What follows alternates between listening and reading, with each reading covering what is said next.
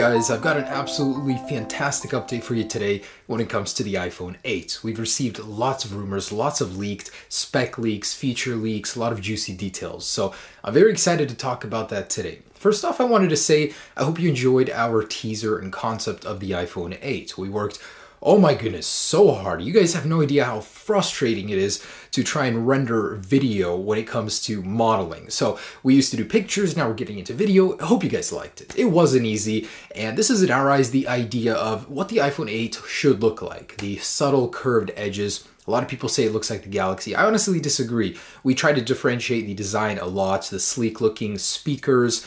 There are cameras though. A lot of people think that there are no front-facing cameras. If you look closely inside of the earpiece, we did implement them there, even the iris scanner. We did give it an updated dual lens design on the back, as well as a few other things we'll talk about later in this video, but I hope you guys liked it. So let's get into those juicy details. Now, there has been a new report from the Wall Street Journal. They did confirm that the iPhone 8 exclusive model would have that dual edge curved display. That's nothing new. In the details though, they said that Samsung would be the one to make this display. Personally, for me, no complaints. I think Samsung makes the best displays on the market right now. So if they can get some of that goodness into the iPhone, so we can have that organic LED display, by all means do it. It's just kind of funny that these competitors do collaborate once in a while and bring Samsung parts to iPhone. And they did confirm that there would be no home button on this year's iPhone 8. No word about the cheaper 7S models. Exclusively, the iPhone 8 will not have one, in favor of a chin area. On the bottom of the display, there will be a certain function area for keys, which I'll talk about in just a second, but I just wanted to mention that Wall Street Journal confirmed this, a very reputable news source. So they did go on to mention USB-C. That's probably one of the biggest points I wanted to talk to you about today, because the iPhone 8, if Wall Street Journal is saying, is actually shifting to USB-C, that'll be pretty monumental. I mean, I honestly just don't see it happening because of how much money and effort Apple's put into their Lightning-based connector. But USB-C ultimately is a very smart choice for Apple. It might raise the price of the iPhone by just a little bit because of licensing fees, but USB-C ultimately is the best choice. For example, you just got your iPhone 7 and you can't plug in your headphones into your MacBook because it has these ports, but your connector on your headphones is different. Or let's say you wanted to plug in the headphones from the MacBook into the iPhone. No luck, that won't work. Also, the charging cable included in the box with the iPhone 7 will not work directly with this computer. Having USB-C on the iPhone totally makes sense because it will fix all of these problems.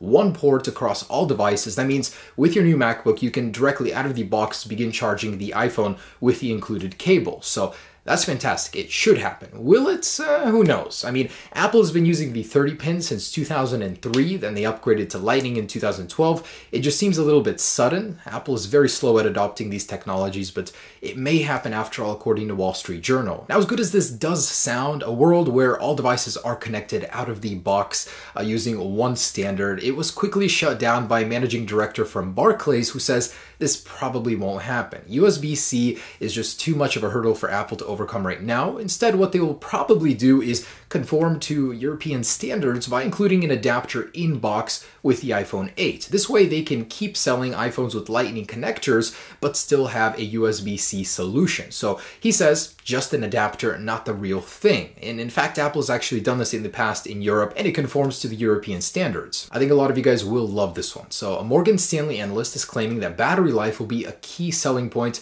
of the iPhone 8. So a lot of older users with 2-year-old iPhones and even a little bit older are going to consider buying the iPhone 8 because Apple will be marketing the battery life as a huge improvement in the iPhone 8. This is great news because we heard some news before that the battery would be getting smaller, and this means that it will be actually getting longer in life even though it will be getting smaller. So that is great. She says also there is a pent-up demand, particularly in China, where a lot of people have older phones, and especially in an iPhone that has better battery life, they're just going to want to upgrade, as this is a super cycle upgrade. You know, a huge redesign for the iPhone. It's really going to drive sales. And I'm actually very proud to show you guys this. In my last video, we talked about the battery of the iPhone 8. It's going to feature this next-gen, almost magical-like battery technology. Ming Chi Kuo first reported on this, and basically the iPhone 8 will have a new technology that minimizes the amount of space the logic board takes up inside of the iPhone 8 shell. Now, this is an attempt to make the battery bigger. And another problem, the iPhone 8 is going to be a deceptively small device. It's going to be about the same size as a 4.7-inch iPhone 6, 6S, and so on. So it's not going to be a very big device. It'll have a big screen, but it won't be very big itself. That creates a problem, less room for battery life. So using this technology, Apple is going to create a 2-cell L-shaped battery. And this is what it will look like. We've actually animated it and created it just to give you an idea of this new technology. I was so excited upon hearing this that I immediately wanted it to be modeled and showed to you guys. So here's the battery and here is the actual logic board. It's stacked. So Apple is going to be using a new stacked technology in order to minimize the space taken up by the logic board, but everything will still be there, just very, very compact. This means you can get a bigger battery than usual, 2700 milliamps versus probably something much smaller if they didn't use this technology inside the shape of the iPhone 8. Now, it's 200 milliamps smaller than the iPhone 7 Plus, which is 2900 milliamps. Ming-Chi Kuo did say that it would be comparable or possibly even better battery life than the iPhone 7 Plus. And the fact that the iPhone 8 is going to have that very efficient organic LED display and the new 10nm A11 chip means it'll be extremely efficient. Also from my man Ming-Chi Kuo, he has actually detailed the resolution of the iPhone 8. He says there will only be 5.15 inches of usable screen space,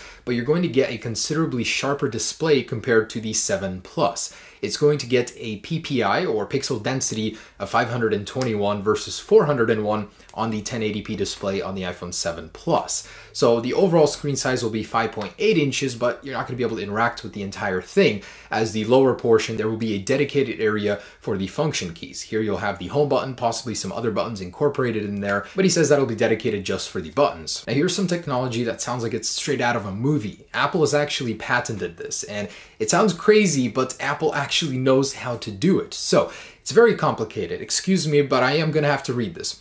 The patent describes acoustic imaging architecture, which is basically a method in which the capacitive Touch ID sensor is replaced with an array of acoustic transducers. A lot of fancy words in there. I will try to break this down for you. So what this technology allows you to do is, of course, use your fingerprint anywhere on the display. It doesn't have to be in a certain area.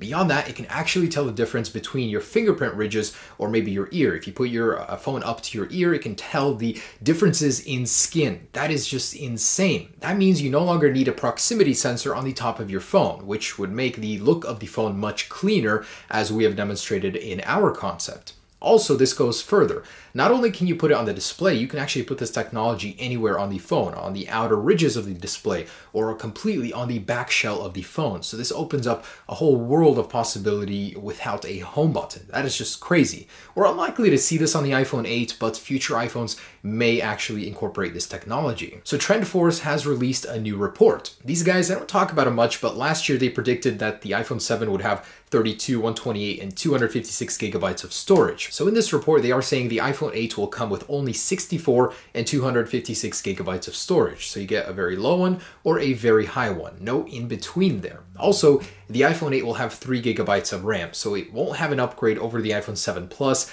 even though it does have much more pixels to push, but they're saying it'll stay the same. And Ming-Chi Kuo said the iPhone 8 will have a revolutionary front-facing camera with 3D modeling abilities. So from a simple photo, you'll be able to model the basic structure of your face, possibly replacing Touch ID with this, using algorithms from a company they purchased back in 2013 called Prime Sense. It's really cool, the possibility of this, and Apple is supposedly working very, very hard to make it happen. They want this to be one of the key selling points of the iPhone. And further confirming this rumor from Ming-Chi Kuo, Apple has just purchased a startup from Israel called RealFace that allows you to take a photo and quickly model a 3D image from it. So, this all adds up. There really will be a huge upgrade to the front-facing camera on the iPhone 8. It doesn't look good for the iPhone 8. The possibility of a $1,000 iPhone is becoming more and more real. So an analyst from JP Morgan is saying that the technology used to make the 3D modeling happen with the front-facing camera will cost $10 to $15 per device.